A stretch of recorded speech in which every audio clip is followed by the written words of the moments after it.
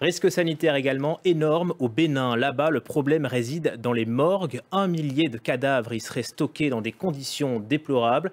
Emmanuel Sodji a mené l'enquête. Voilà un extrait de son reportage. Nous parcourons la commune de Zakpota, connue pour être le fief des morgues traditionnelles dans le sud du Bénin. Malgré leur interdiction depuis 2014, il en resterait une dizaine, à l'abri des regards. Avant d'être autorisés à filmer, les employés remettent de l'ordre dans la précipitation. Ils sont en train d'arranger les corps qui sont en vrac au dehors. Tous ces cadavres sont séchés au soleil et aspergés de poudre. Les employés leur font également ingurgiter du pétrole ou du sodabi, un puissant alcool local. Le risque sanitaire est énorme. Énorme parce que chacun de ces corps sont décédés d'une maladie contagieuse ou une maladie qui peut tuer quelqu'un d'autre. Alors, ce qui fait qu'à partir de cet instant, il y a des précautions à prendre pour protéger l'environnement et eux-mêmes pour protéger leur santé. En ville, les morgues officielles ne sont guère plus reluisantes. Nous avons introduit une caméra discrète dans ce bâtiment, la morgue de l'hôpital public de Cotonou. Nous n'avons plus de place dans les casiers frigorifiques. Nous sommes obligés d'aller déposer les corps qu'on a maintenant dans les chambres froides. On ne fait que mélanger les corps. On fait même de tas, plus d'1 mètre même.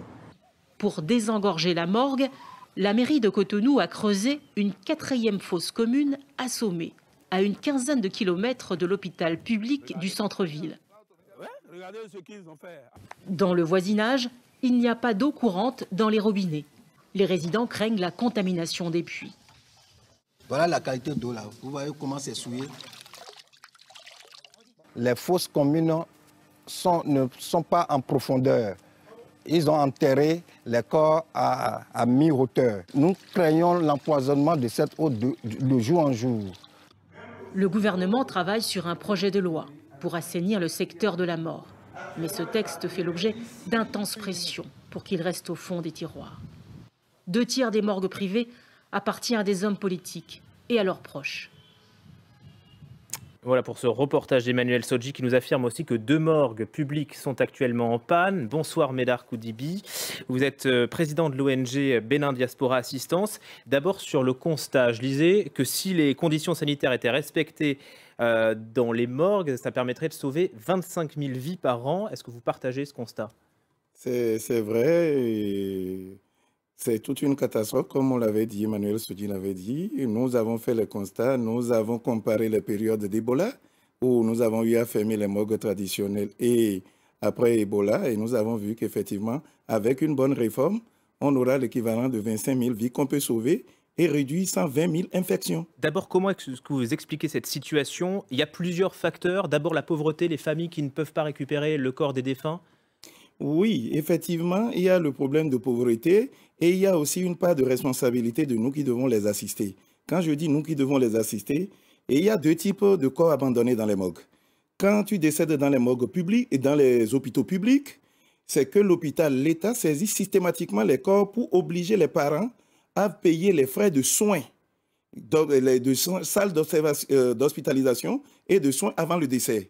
Et à ça s'ajoute 5 € par jour de frais de conservation de corps. Sinon, elles ne peuvent pas récupérer le corps. Sinon, elles ne peuvent pas récupérer le corps. Les corps sont confisqués. Ce qui fait que cette situation fait souvent que les gens abandonnent les corps parce qu'ils se disent « mais la chose est déjà gâtée. Je ne peux pas payer une fortune pour aller récupérer quelque chose que je vais confier à la terre. » La deuxième vague des abandonnés, c'est les filles qui travaillent souvent dans les restaurants et qui viennent du Togo, des pays voisins. Et quand ils meurent, ne sachant pas où les déposer, les gens vont les déposer dans les morgues privées, sous une fausse identité, et disparaissent, changent leur numéro de téléphone. Ce qui est le cas de plusieurs morgues aujourd'hui.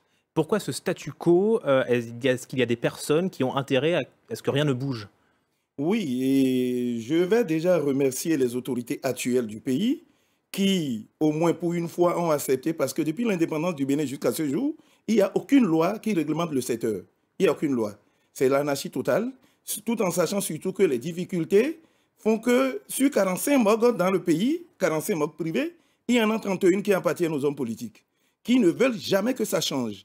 Le nouveau président arrivé, lui n'ayant aucun intérêt dans la morgue, mais malheureusement, n'ayant pas eu des élections législatives pour lui permettre d'avoir ses députés à lui, il a dû faire du recyclage. Donc il y a une volonté politique, mais vous dites qu'il y a des blocages au sein même du pouvoir? Oui, actuellement, c'est ce qui se passe parce que le président de la République a décidé de faire des réformes.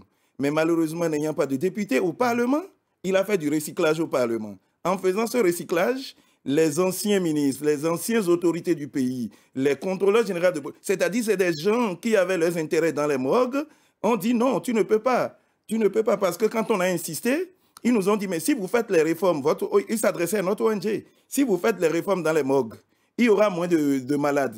Avec les moins de malades, les recettes des pharmacies vont chuter. Les pharmacies n'auront plus de recettes. La télévision nationale du pays dit oui, on peut faire des recettes, mais nous avons les 30% de nos revenus qui viennent des annonces météorologiques. Alors, si on fait des réformes, il y a moins de morts, la télévision nationale aussi n'aura plus de revenus. Alors, pratiquement, c'est devenu un fonds de commerce qui nourrit tout le monde. Et le chef de l'État aujourd'hui est pris en otage. Les gens lui cachent toutes les informations. Je profite de l'occasion pour lui dire d'avoir pitié de nous. Nous l'invitons d'avoir pitié de nous. Et les ministres de l'Intérieur, les ministres de la Santé, ils sont tous décidés. Ces ministres, ils sont motivés, mais ils sont bloqués. Et ils disent tous, dites au chef de l'État de nous donner des moyens. Et le chef de l'État, je sais que c'est quelqu'un qui est motivé, surtout quand il avait de l'amour pour le coton. Il fait au moins près de 10 réunions par mois pour le coton. Mais jamais il n'a eu l'occasion de faire une réunion par an pour sauver ces citoyens de la mort. Est-ce que malgré tout, vous êtes optimiste ce soir? Je suis optimiste parce que l'ambassadeur du Bénin à Paris a pris le dossier à bras le corps avec le consul général. Ils ont échangé, on a échangé longuement et ils ont décidé de rendre compte au chef de l'État. Normalement, j'ai même déposé une demande d'audience et l'ambassadeur dit qu'il fera de son pouvoir pour que le président puisse nous recevoir parce que ces derniers jours, quand on a réussi à introduire la réforme et on a fait l'atelier de validation de tous les ministères, rapidement, ses conseillers, son entourage immédiat, ils ont commencé à nous menacer de mort. Cette mafia a commencé à nous menacer de mort et l'ambassadeur dit non, de ne pas s'inquiéter, on va donner les vraies informations au chef de l'État. Concrètement, pour terminer, qu'est-ce qu'il y a dans cette réforme que vous proposez?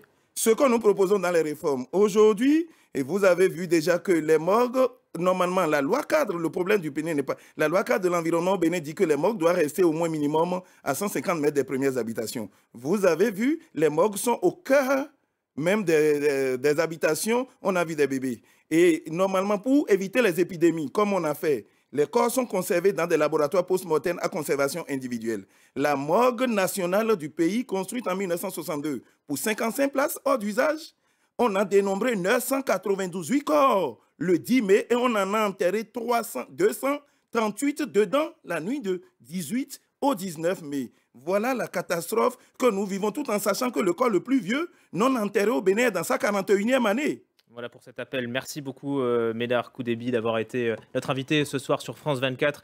Je rappelle que vous êtes présidente de l'ONG Bénin Diaspora Assistance et vous pouvez retrouver le reportage d'Emmanuel Sodji sur notre site internet france24.com. Merci à vous. Merci.